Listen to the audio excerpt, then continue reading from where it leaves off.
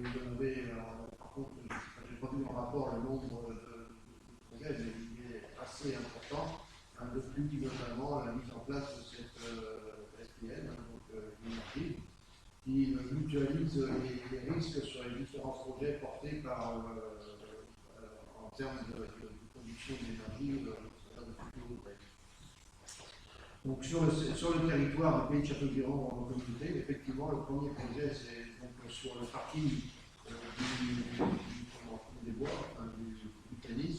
Le deuxième projet, ce sera donc au niveau du complexe sportif de Noyal. Et ensuite, il me semble qu'il y a des projets dans les communes. À ce titre, d'ailleurs, notre projet Arbitam est compatible à la mise en place de panneaux photovoltaïques. C'est vrai que là, les chiffres qu'on a, ça reste sur 2019, puisque ça correspond à cette phase-là. Je disais tout à l'heure qu'il y avait des prises de participation. Il y a 29 projets, en date de 2019, il y avait déjà 29 projets d'études sur du photovoltaïque, hein, j'entends, et des collectifs citoyens qui sont accompagnés également par énergie.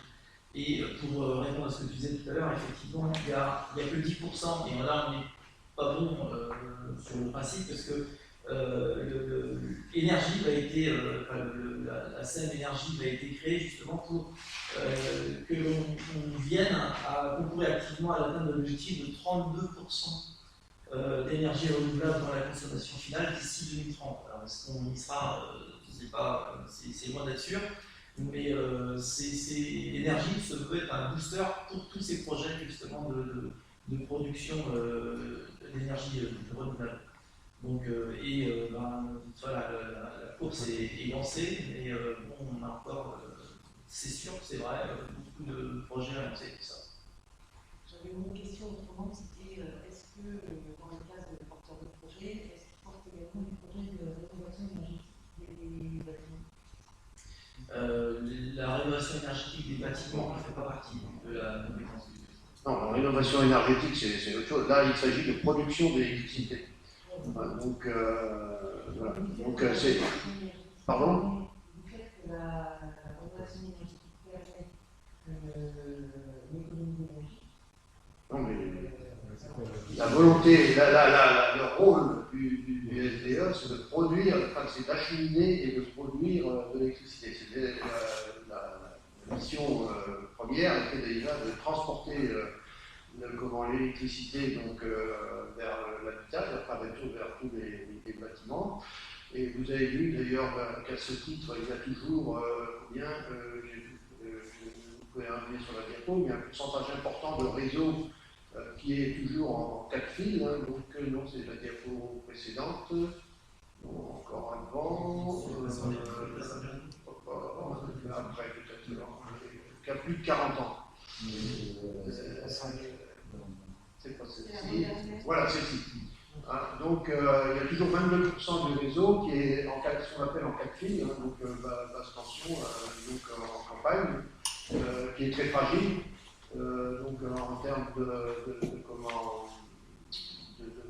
fiabilité, il y a donc plus de 40 ans et pour lesquels il y a des investissements importants donc de remplacement. Et sur notre commune, on a le secteur de Tatou qui est touché par ce renouvellement, hein, qui devrait donc avoir donc, son réseau renouvelé en câble plutôt qu'en fil, de façon à sécuriser donc, notre alimentation électrique. Ça, c'est une activité importante du SDE traditionnel. Le SDE a été créé pour ça, d'ailleurs, pour transporter l'électricité.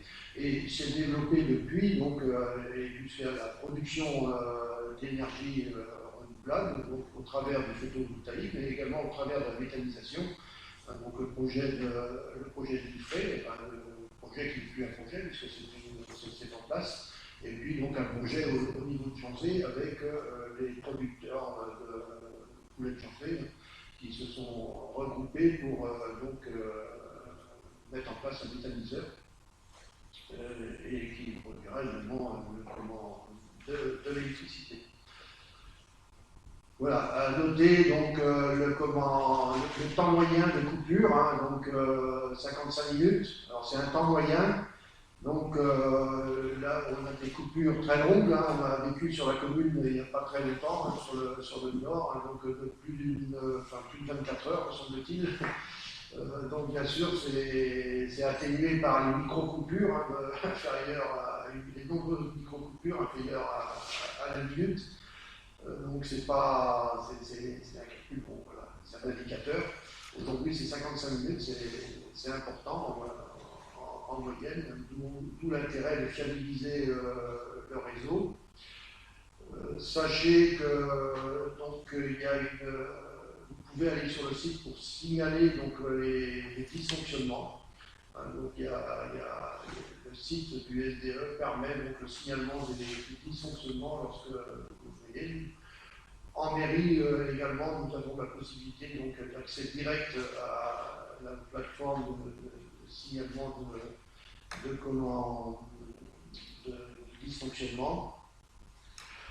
Sur la commune, donc une compétence aussi, donc c'est l'éclairage public, hein, puisque l'éclairage est sous maîtrise publique de la commune et sous maîtrise d'ouvrage du SDE, avec un prestataire, pardon, je vais y arriver, donc qui est la SPI.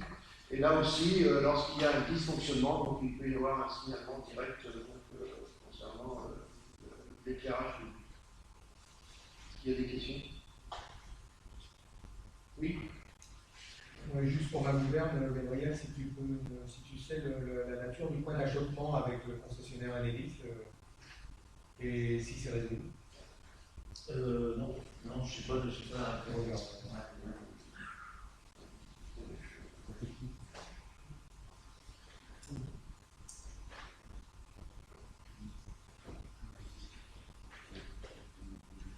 Alors donc, il s'agit de prendre acte, hein, il s'agit de la présentation du rapport d'activité 2019 et de contrôle de la fourniture et de la distribution publique d'énergie électrique fournie par le syndicat départemental d'énergie 35, qui est pour donc, prendre acte, donc le fait bien présenter le rapport d'activité. Donc unanimité, merci. Alors, le point suivant, donc, il s'agit d'une décision budgétaire qui concerne donc le lotissement, un budget annexe du lotissement des Vignots. Donc, les Vignots à côté le lotissement où se trouve la micro-crèche, donc à côté des rues de la Vignorie. Loïc, les opérations de clôture et de vente de terrain du budget de lotissement des Vignots sont déjà achevées. Donc il est proposé la clôture budgétaire et comptable de ce budget au 31 décembre 2020 et de reverser l'excédent de fonctionnement au budget principal de la ville, soit une somme de 92 550. Est-ce qu'il y a des questions sur ce transfert? D'accord. Donc,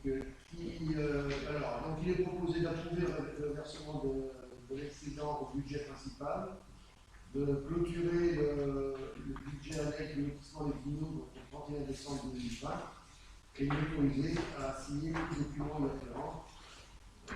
Qui est pour? Qui s'abstient? Qui est contre? Donc, adopté à l'unanimité, je vous remercie. Alors, le point suivant concerne donc la décision modificative numéro 2 au budget principal. Donc, Loïc. Donc, la présente décision modificative concerne les ajustements de crédit du budget à la baisse concernant les autorisations de programme et de crédit de paiement, et ce afin de lisser les crédits de ces derniers en effectuant les reports des crédits non utilisés en 2020 sur 2021 et ainsi permettre la continuité de ces programmes dès le début de l'exercice 2021. Le montant des subventions associées à ces dépenses non réalisées sont également modifiés en conséquence. Donc, il vous est présenté les différents postes sur lesquels il y a une modification du budget principal sur la partie investissement. Les modifications concernent du décalage de réalisation sur deux programmes majeurs qui sont arbitrables et le terrain synthétique. Donc aussi bien en termes de dépenses que de recettes à percevoir. Aux deux équipements majeurs qui ont été modifiés comme budget, il faut rajouter aussi l'arrêt du taux Richard qui n'était pas prévu dans le budget initial parce qu'il a été mis en place suite à la rentrée scolaire. Donc ça a un impact en termes de dépenses de la ligne à la hauteur de 58 000, sur lequel il y a une subvention à percevoir de 21 000. Il y a aussi la suppression du passage à niveau où il y a un sol qui reste à payer, qui ne sera pas payé sur cette année, qui passe aussi en décalage sur l'exercice suivant de 26 235. On a aussi sur la partie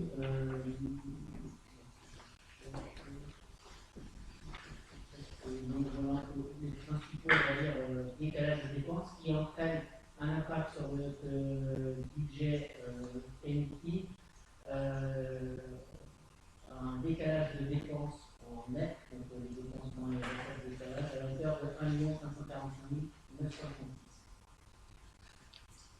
Il y avait aussi, j'ai oublié de préciser, la vente de Fontaine-Sud qui était prévue à la hauteur de 60 000 sur le budget 2020, qui sera aussi décalé sur l'exercice suivant. Une question? Oui.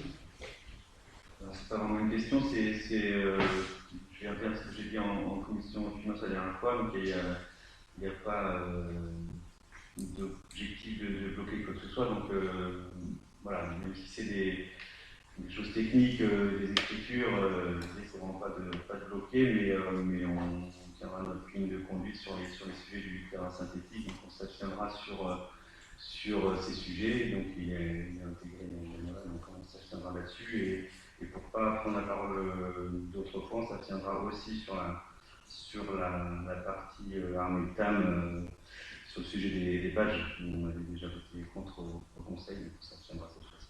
Voilà. D'autres questions? On va pouvoir délibérer. Donc, il vous est proposé d'approuver la décision modificative numéro 2 telle qu'exposée par Louis, de m'autoriser à signer tout acte y afférent. Alors, qui est pour? Qui s'abstient? Qui est contre?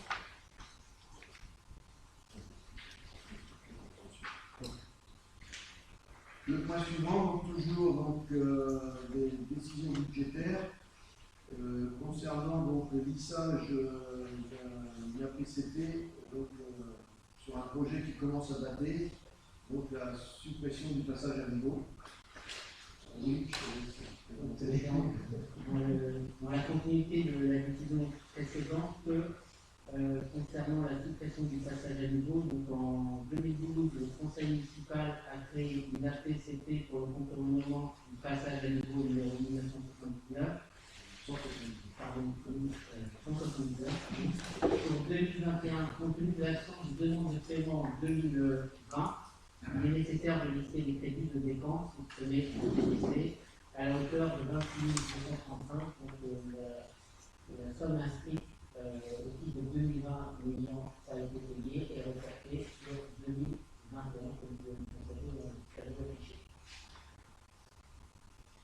Est-ce qu'il y a, alors pour la petite histoire, il s'agit d'une créance du département qui n'est pas sollicitée.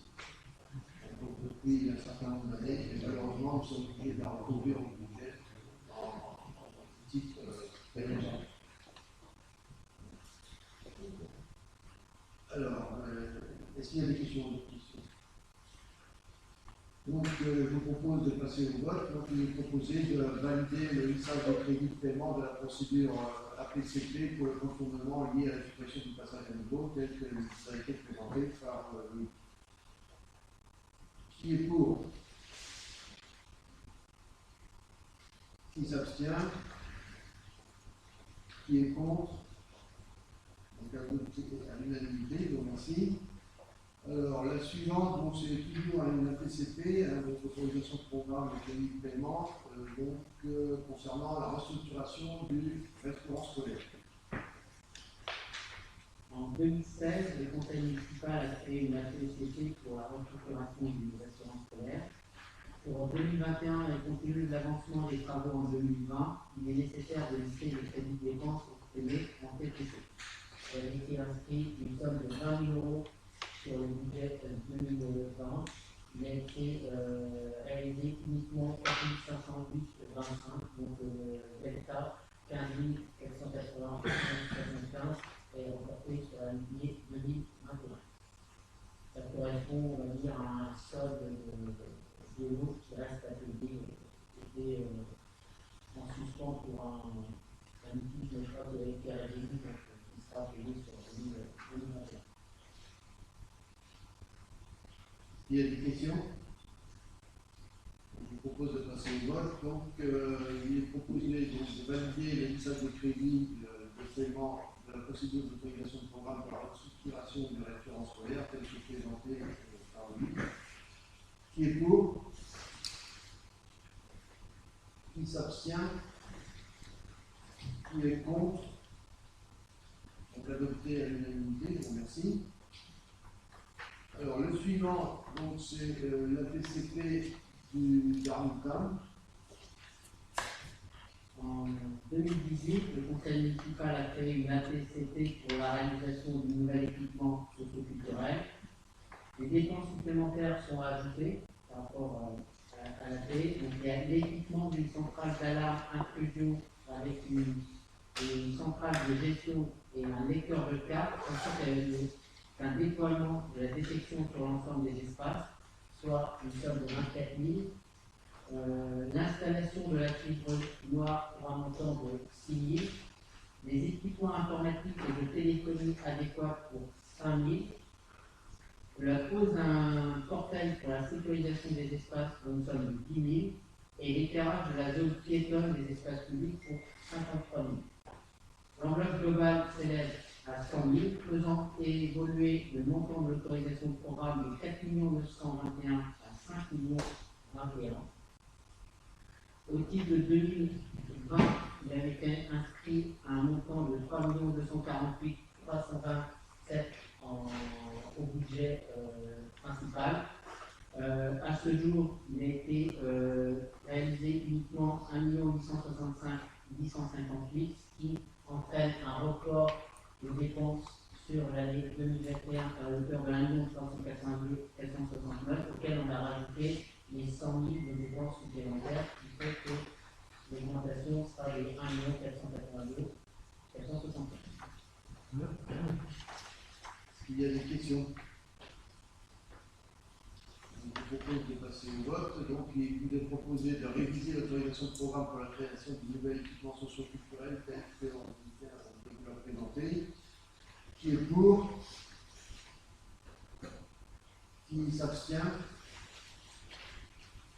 4 abstentions. Qui est contre? Donc 4 abstentions. Adopté à l'unanimité. Concernant la PCP du terrain de sport.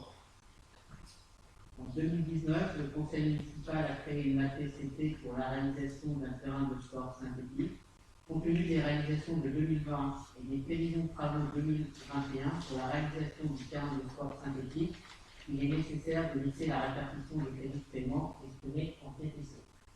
Au titre de l'année 2020, il a été inscrit une somme de 991 598,96. À ce jour, fin 2020, il sera uniquement réalisé 63 700,96, qui entraîne un report sur l'année 2021, une somme de 927 890. Toutes les questions? Je vous propose de passer au vote et de valider le lissage des crédits de paiement de la procédure d'autorisation de programme pour la réalisation du terrain de sport synthétique, tel qu'on vient de vous le présenter. Qui est pour? Qui s'abstient? 4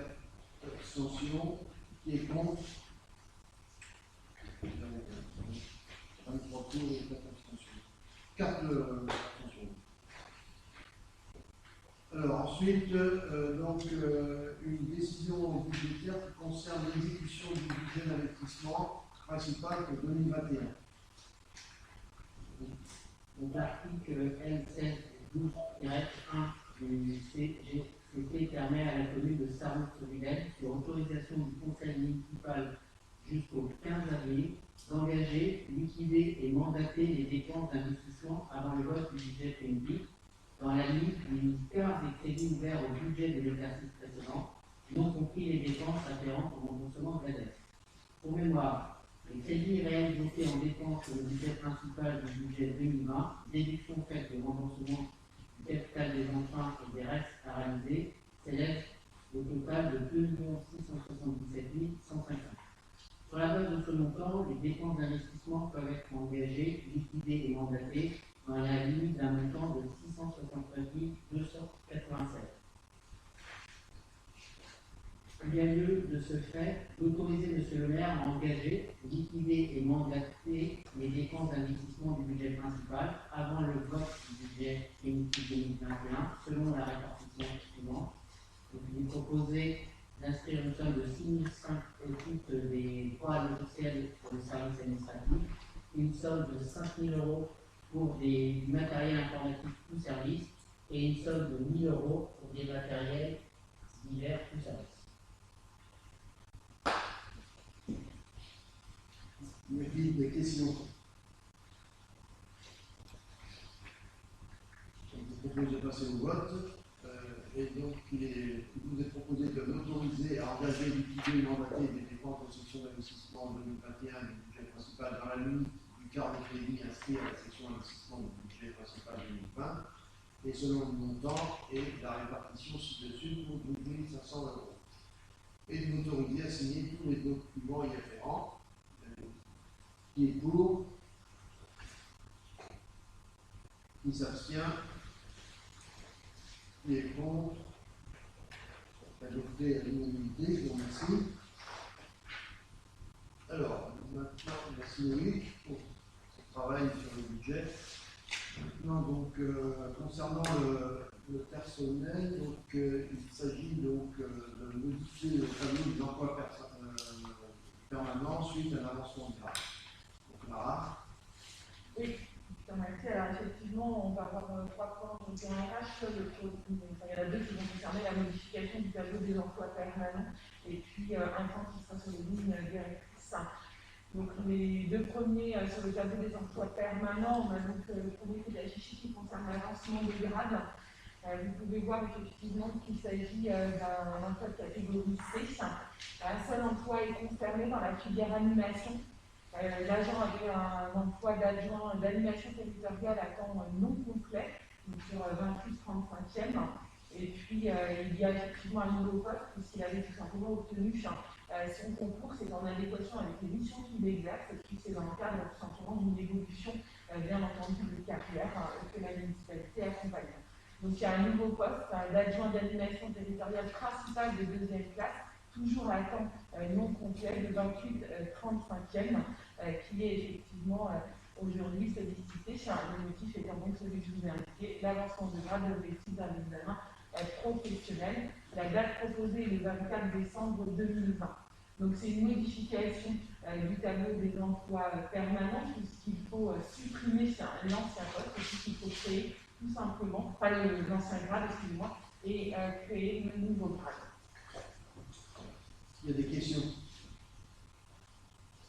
On va vous proposer de passer au vote, donc de supprimer un poste d'adjoint d'animation territoriale à temps non complet au 28-35e à compter du 24 décembre 2020, de créer un poste d'adjoint d'animation principale de seconde classe à temps non complet au 28-35e à compter du 24 décembre 2020 et de modifier le tableau des emplois permanents en conséquence. Qui est pour? Qui s'abstient? Qui est contre? Donc adopté à l'unanimité, je vous remercie. Deuxième modification, donc il s'agit de création de postes. Et effectivement, effectivement, il faut modifier encore une fois le tableau des emplois permanents pour les recrutements, puisqu'on a plusieurs recrutements qui sont en cours. Donc un recrutement du directeur général des services, un autre pour le directeur des services techniques, un responsable des affaires juridiques, urbanisme, marché public et un poste de responsable du restaurant scolaire. Il y a donc des vacances de postes associés et il faut bien évidemment un cadre d'emploi puisqu'il faut bien qu'on fasse nos recrutements et pour ça il faut bien qu'on ait les grades dans le cadre tout simplement du tableau des emplois permanents. C'est obligatoire si on veut pouvoir recruter sur ces postes-là. Donc, c'est effectivement ce que j'ai ajouté. Voici effectivement le tableau qui est concerné. Donc, pour le directeur général des services, le grade associé s'est attaché territorial, catégorie A, avec une durée de temps complet. Donc, tous les postes sont à temps complet, ceux que j'ai énumérés tout à l'heure. On a ensuite le responsable des affaires juridiques. Donc là, il y a deux grades qui sont proposés, rédacteur territorial principal de première classe et rédacteur territorial. Ils sont tous les deux de catégorie B. Dans le cadre de la filière technique, on a le directeur des services techniques avec un grade d'ingénieur territorial et un autre d'ingénieur territorial principal. Ils sont tous les deux de catégorie A. Enfin, pour le responsable du restaurant scolaire, les grades associés, c'est agent de maîtrise et adjoint technique principal de première classe. Et ce sont des catégories C pour tous les deux. Il y a des questions. Je vous propose de passer au vote donc, et de créer les postes donc, dans la filière administrative, donc un poste d'attaché catégorie A, un poste de rédacteur principal de première classe catégorie B et un poste de rédacteur catégorie B. Dans la filière technique, un poste d'ingénieur en catégorie A, un poste d'ingénieur principal en catégorie A, un poste d'agent de maîtrise en catégorie C, un poste d'adjoint technique principal de première classe en catégorie C. Qui est pour? Qui s'abstient? Qui est contre? Donc adopté à l'unanimité, je vous remercie. Ensuite, le point suivant concerne donc la mise en place de lignes directrices de gestion des ressources humaines. Clara. Oui, merci. Donc effectivement, là, c'est une information qui est délivrée à l'ensemble du conseil municipal, puisque suite à la loi du 6 août 2019 concernant la transformation de la fonction publique, les collectivités territoriales ont l'obligation de définir des lignes directrices de gestion. Donc, ces lignes directrices de gestion avaient vocation à déterminer des stratégies pluriannuelles de pilotage des ressources humaines, notamment en matière de gestion prévisionnelle des emplois et des compétences, autrement dit en GPEC, de fixer des orientations générales en matière de promotion et de valorisation des parcours professionnels, puisque les CAP n'examineront toutes les décisions en matière d'avancement et de promotion à partir du 1er janvier 2021. Donc les communes devaient forcément s'approprier la promotion et la valorisation des parcours professionnels. Et puis, il fallait également favoriser en matière de recrutement l'adaptation des compétences à l'évolution des missions, des métiers, la diversité des profils, la valorisation des parcours professionnels et l'égalité professionnelle des hommes et des femmes. Donc, dans le cadre du dossier, il y avait un dossier entier qui devait être rempli avec un état des lieux de ce qui existait, une projection des flux entrants et des flux sortants sur l'année 2021. Donc, c'était une projection. La collectivité était en cours de recrutement. On a préféré indiquer qu'on préférait attendre l'arrivée de nouveaux agents pour mettre en place les instances de dialogue social, puisque c'est souhaité aujourd'hui pour pouvoir effectivement instaurer de la communication avec les agents.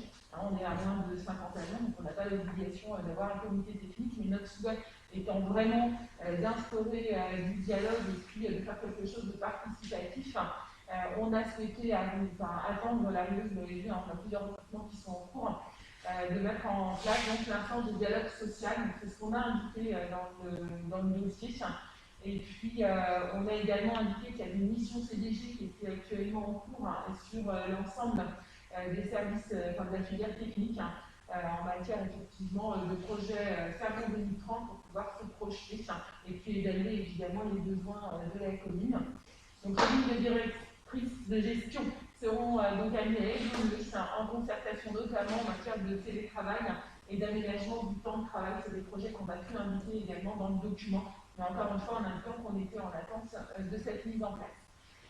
Donc les lignes directrices de gestion sont définies par l'autorité territoriale, mais après un comité technique, sachant que le passage en comité technique centre de gestion pour nous, puisqu'encore une fois on n'a pas de comité technique, c'est celui du centre de gestion, donc c'était en date du 14 décembre 2020. L'application aux décisions individuelles en promotion et nomination a été effectivement prise en compte à compter du 1er janvier 2021. Donc le Conseil est amené à prendre connaissance de ces informations. Est-ce qu'il y a des demandes de précision sur les informations? Donc, il n'y a pas de vote, hein, donc on considère que le conseil municipal a été informé. Et on aura l'occasion d'y revenir. Le point suivant concerne l'ouverture exceptionnelle des commerces le dimanche en 2021. Donc,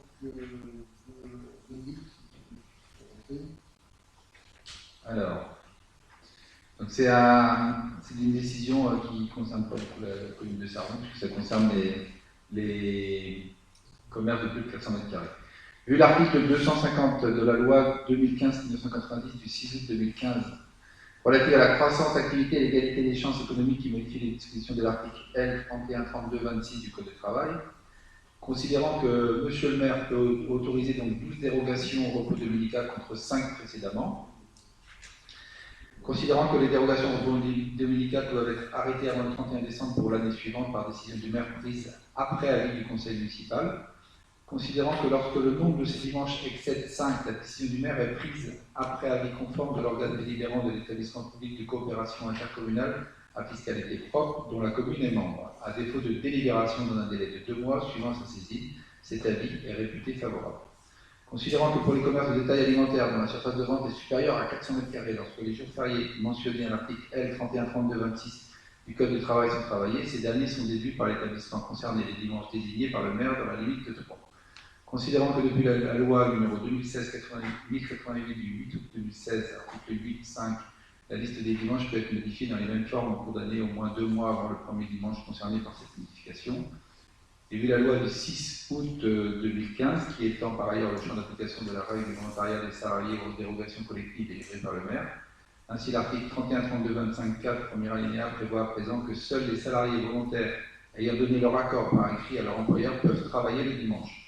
Une entreprise ne peut prendre en considération le refus d'une personne de travailler le dimanche pour refuser de l'embaucher.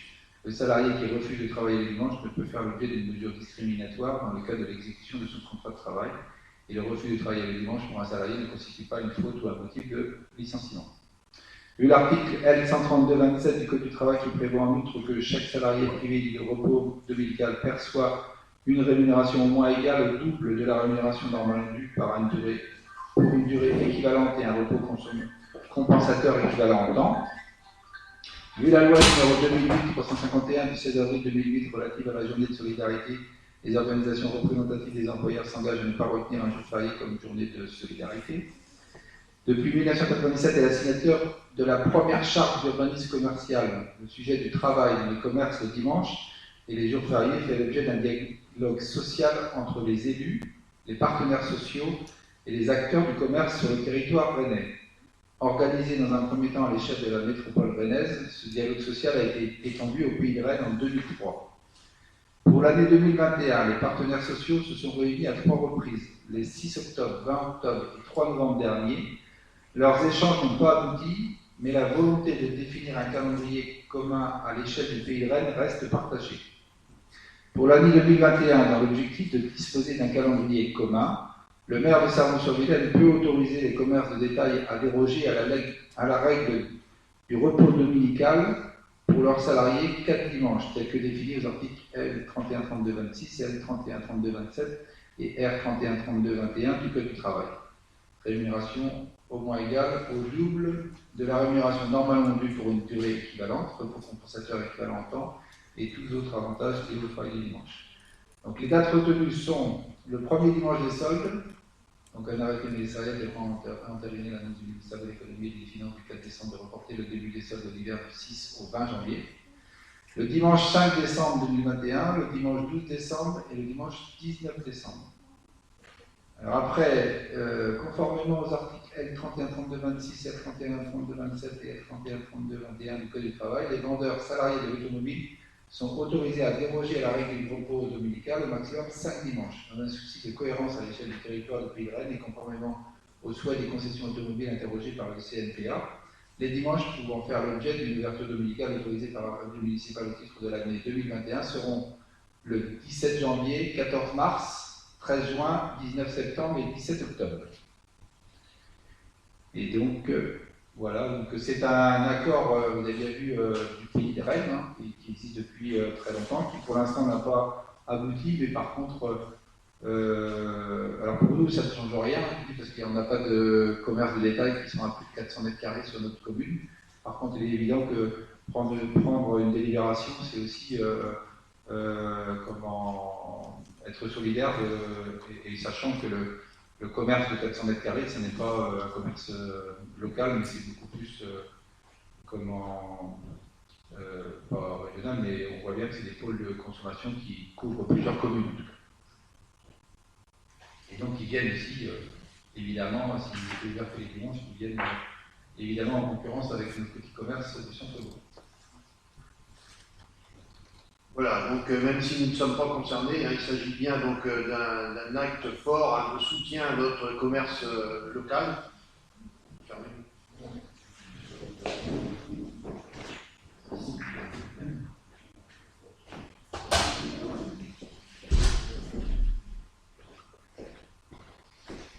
Donc il s'agit d'un acte fort de soutien à notre commerce de proximité.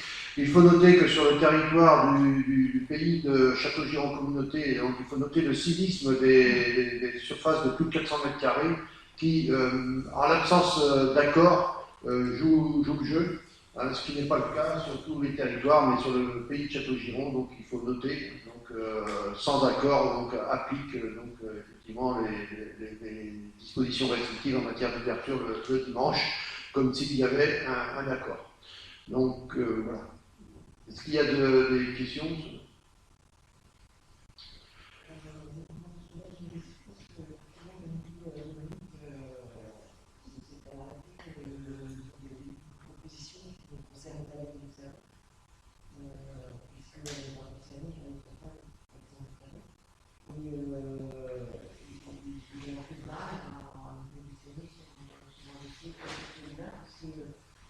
Concernant, je suis conseiller directeur de commerce du dimanche, dans l'augmentation de l'ouverture du commerce du dimanche. Je trouve que le dimanche peut être, tout par le moment au commerce du dimanche, ça va forcément augmenter la consommation des gens. Et puis, je sais que le dimanche, il y a aussi une partie familiale qui peut être quelque chose qui va aller dans les commerces.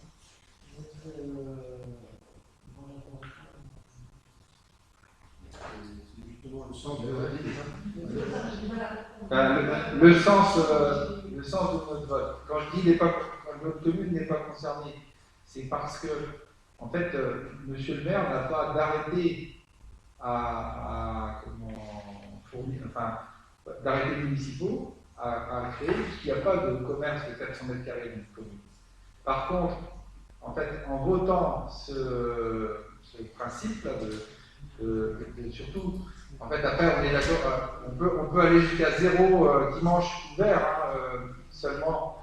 Ce qu'il faut comprendre, en fait, c'est que cette proposition de vote, c'est issu d'un accord local, alors plus ou moins grand, puisque c'est le Pays de Rennes, qui autorise pour quelques dimanches, parce qu'il ne faut pas oublier que les grandes surfaces, si on n'avait pas cet accord local à l'origine, en fait, elles seraient déjà ouvertes depuis longtemps sur beaucoup de communes environnantes. Et donc ça permet d'encadrer en fait justement la concurrence, en fait, ou d'encadrer le commerce. Quoi. Donc après, si vous votez contre, par exemple, cet accord-là, ça veut dire en gros qu'on n'est pas d'accord sur le fait justement de protéger un peu nos commerces qui sont des petits commerces du dimanche Voilà, c'est que si on est contre, ça veut dire qu'en gros, comment, ça veut dire que les grands commerces peuvent ouvrir tous les dimanches. Il s'agit bien de limiter l'ouverture des surfaces supérieures à 400 mètres carrés à quel problème? Le fait de les encadrer, ça décide. 7 dimanches. Non, la loi permet d'ouvrir tous les dimanches. Aujourd'hui, l'accord qu'il y avait en place, donc c'était un accord donc, entre les grandes surfaces et puis des représentants des petites surfaces, les représentants des salariés et puis les représentants des élus locaux, donc lui permettait de limiter l'ouverture de ces grandes surfaces à un certain nombre de dimanches. Cet accord n'a pas été possible, cependant, en délibère, en soutien donc, à cette volonté d'accord pour limiter l'ouverture des grandes surfaces et favoriser donc, l'activité des commerces de proximité. C'est aussi une sensibilisation à l'égard de nos concitoyens pour donc, un geste politique fort donc, au bénéfice du commerce local de proximité. Si tu ne l'encadres pas, il se poursuit. Voilà. Alors on peut vouloir la totalité, mais aujourd'hui c'était la recherche de consensus pour permettre effectivement un équilibre. Et il faut savoir que quand même c'est un encadrement qui est quand même très bien fonctionné depuis le début. En fait, il a très bien fonctionné jusqu'à 2019, voilà, compris. 2020 était la première année où il n'y a pas eu d'accord local à fonctionner. Mais pour autant, dans certaines communes, ce sera ce qu'il faut. Donc voilà. Alors, donc, est-ce qu'il y a d'autres questions?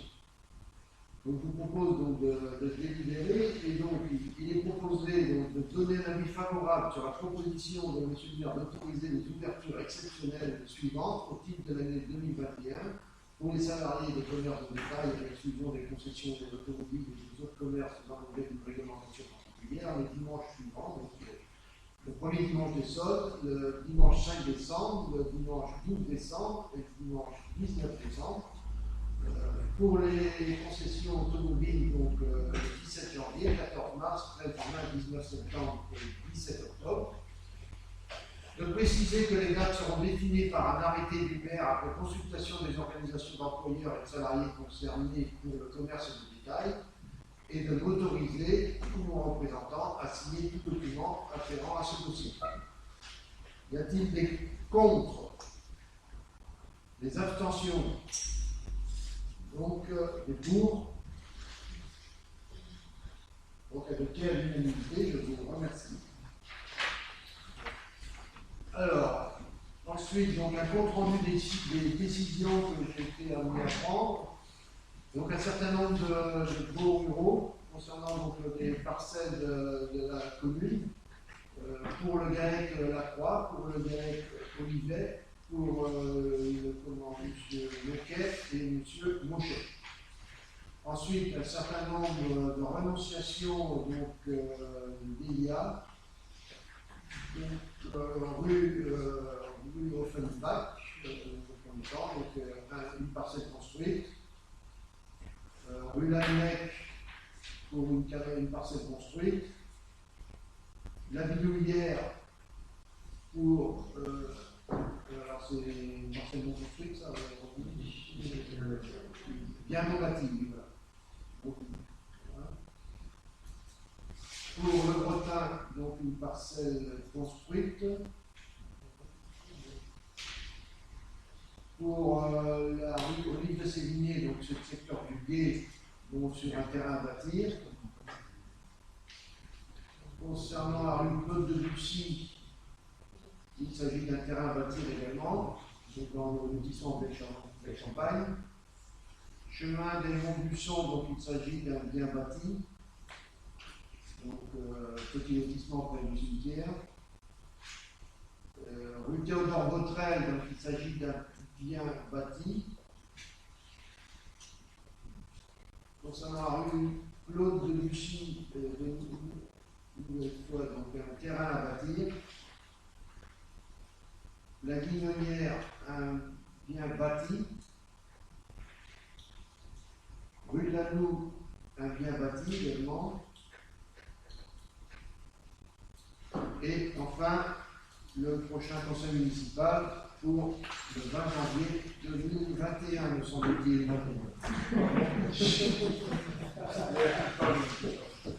C'était pour voir ce qu'on suivait.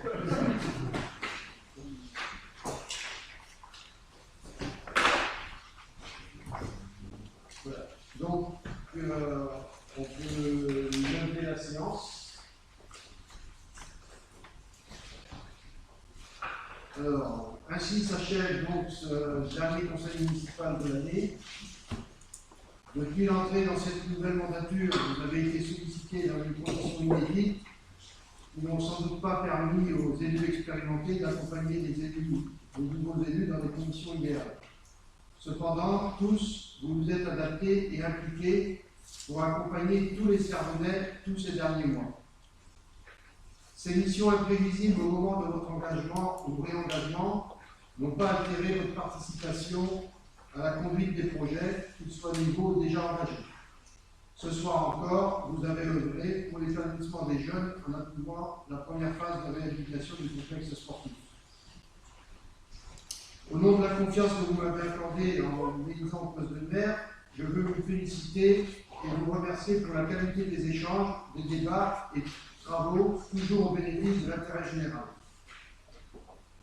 J'associerai à ces compliments tous les services qui nous ont accompagnés avec réussite dans le changement de mandature, qui ont été quotidiennement, avec succès, la cheville ouvrière de nos orientations, qui sans relâche ont accompagné nos concitoyens dans l'application de tous les décrets arrêtés liés à la pandémie, sécurisant ainsi toutes les dispositions prises pour répondre aux besoins sanitaires, sociaux et économiques. Félicitations à eux tous donc. Mais ce soir, je dois m'adresser au capitaine, M. Tanouri. En poste depuis le printemps 2016, vous aurez marqué votre passage à Cervon en œuvrant dans de nombreux projets.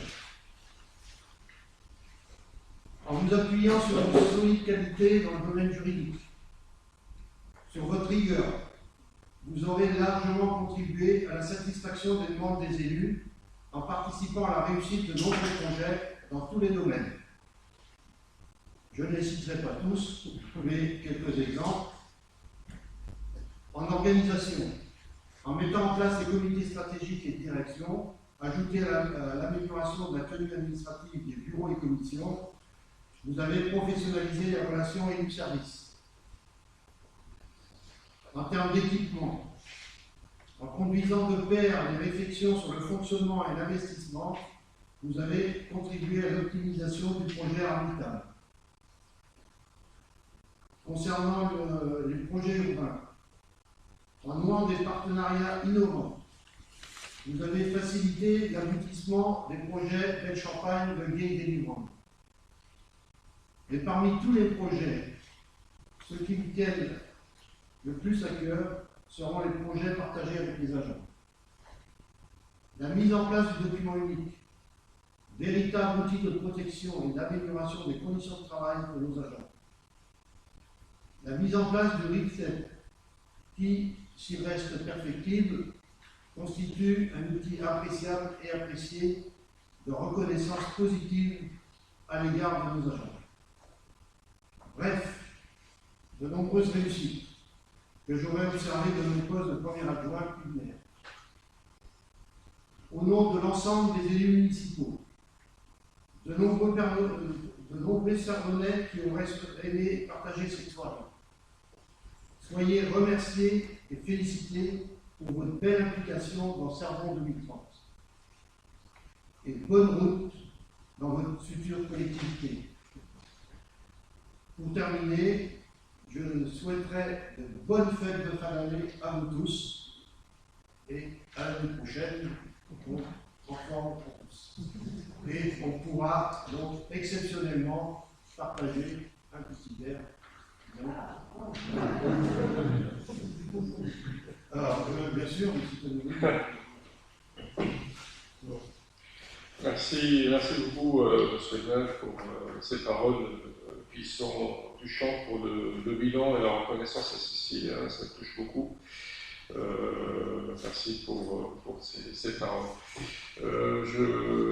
Donc, M. le maire, Mesdames, Messieurs les conseillers municipaux, tout d'abord, permettez-moi de vous remercier pour m'accorder un peu d'attention et pour l'attention que vous avez fait à mon égard via le discours et le petit moment de convivialité vu le contexte. Donc ce fut mon dernier conseil municipal à Servon, en qualité de DGS, peut-être un jour je passerai en qualité d'observateur. À cette occasion, je me debout, comme ça on voit. Donc je tiens à remercier tous les agents qui participent à la préparation, à la rédaction, à l'organisation et au suivi des travaux de cette belle instance qui s'appelle le Conseil municipal. Donc Nathalie Le Thor d'abord pour le travail de préparation en amont, aussi bien des travaux du comité des rédacteurs qui prépare les délibérations, ainsi que la réunion du conseil elle-même. Le comité des rédacteurs qui œuvre à la rédaction justement de la note préparatoire que vous recevez en amont, à vérifier la sécurité juridique et puis à sa compatibilité réglementaire et à sa solidité et puis aux enjeux financiers associés, c'est les budgétés. Et surtout les agents rédacteurs, parce qu'on dispose d'une équipe de rédacteurs de délibération que vous pouvez voir en tête de chaque délibération entre les rédacteurs et les rapporteurs, qui élaborent, en plus de toutes ces délibérations, moult rapports d'expertise et d'aide à la décision sur les dossiers que les commissions examinent et puis qui passent en conseil pour avis et validation éventuelle. Donc je citerai Sandrine Magnan, Armand Henry, Virginie Leloirne, Catherine Latreille, Nathalie elle-même, Yann Manchon, Aude Française, et ainsi. Donc parfois il y a des participations ponctuelles, mais l'équipe est là, elle produit constamment.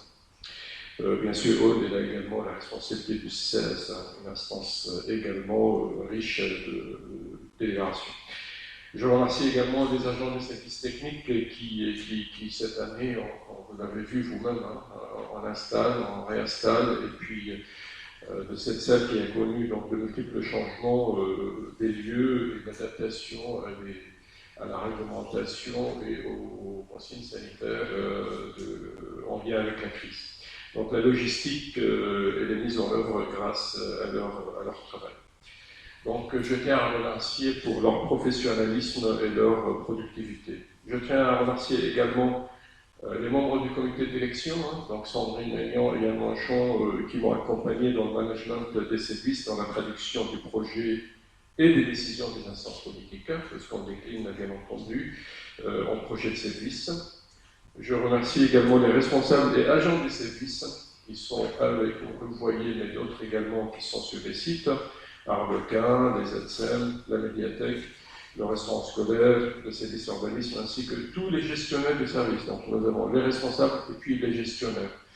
Donc voilà, c'est dans le pôle ressources que je gère en direct, finances, ressources humaines, vie municipale et citoyenne, communication, l'accueil général et les CS du fait qu'ils soient présents en mairie. Je remercie également les agents des services techniques, les villages d'espaces verts, voirie, bâtiments et propreté. Et particulièrement, Yann Manchon de l'EST qui a beaucoup donné pour son équipe et la collectivité, pour ses qualités humaines et avec qui j'ai eu beaucoup de plaisir à travailler. Et Armand Henry qui évolue vers d'autres horizons professionnels. Je remercie pour l'expertise de haut niveau d'Armand, pour tout ce qu'il a réalisé en si peu de temps dans des domaines très variés, urbanisme, marché public, affaires juridiques, que ce soit avec M. Marchand, M. Morin, que M. Marchand et l'ensemble des élus en collaboration. Franchement, pour moi, c'est une perte en ressources pour les collectivités territoriales, tout simplement. C'est partager le privé. C'est quand même une denrée rare, ces profils. Donc à tous les agents, je dis que nous n'avons malheureusement pas pu nous réunir pour la journée de cohésion, ni pour les cérémonies rituelles de fin d'année avec vous, parce qu'on avait des moments partagés avec les élus.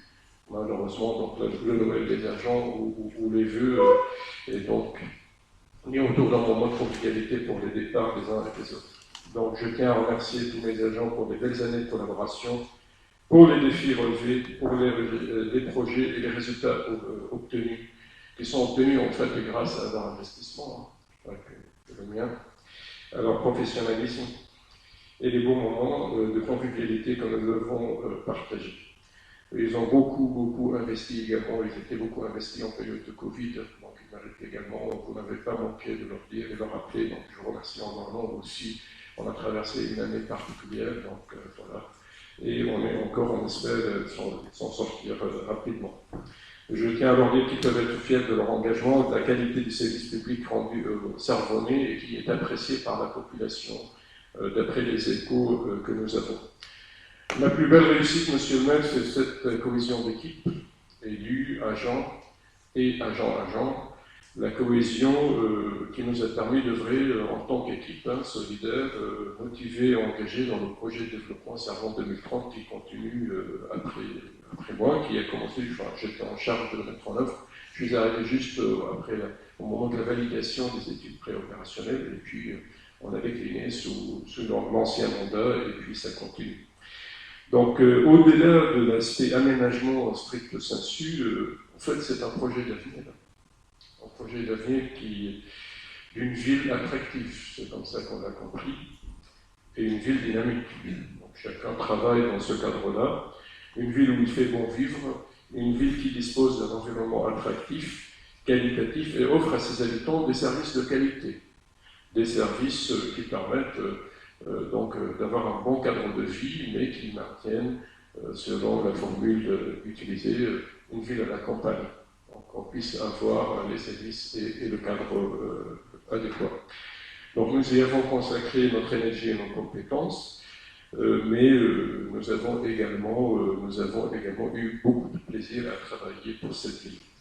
Je tiens à remercier tous les partenaires de la ville, les associations avec qui on a eu l'occasion, que ce soit culturelle, sportive ou autre, le club de volley avec qui j'ai joué quand même quelques saisons, les commerçants, le pays de Château-Gélant Communauté, les entreprises des aménageurs, les bénévoles et les correspondants presse.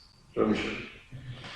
Et tous les habitants que j'ai eu l'occasion de croiser tous les jours. Je ne manquerai bien entendu pas de remercier l'ancien maire, Joseph Chambre, pour la confiance et les belles années de collaboration, avec vous également, M. Morin, et bien sûr ma famille qui a beaucoup m'a permis de disposer du temps nécessaire pour ces missions. Donc, enfin, je tiens bien sûr à vous remercier tous, chaleureusement, j'ai laissé en dernier, tous les élus des deux mandatures qui nous ont accompagnés dans l'ancien et aujourd'hui, donc ils continuent, et puis les nouveaux, avec qui j'ai eu l'occasion de collaborer et surtout l'honneur de servir. Je conçois mes missions comme un service et non pas comme un pouvoir. Donc je suis au service des gens, des habitants, au service du public, de l'intérêt général. Et c'est cette philosophie qui nous anime. Et donc, voilà, je salue surtout votre engagement, parce que l'engagement local est devenu quand même une denrée précieuse au service de Sarvon et des concitoyens en lien. J'apprécie la relation avec les agents, et puis le travail en commun sur les projets dans les commissions, et puis dans toutes les instances. Il y a quelques jours, au cours d'un repas, ma petite fille Eva me demandait pourquoi le maire échange en politique. Elle a 8 ans, mais elle a beaucoup causé. Et donc elle me dit pourquoi le maire n'était pas un homme politique comme les autres. Je lui ai répondu, pour moi, un homme politique pense à sa prochaine élection. Le maire, lui, pense à la nouvelle génération.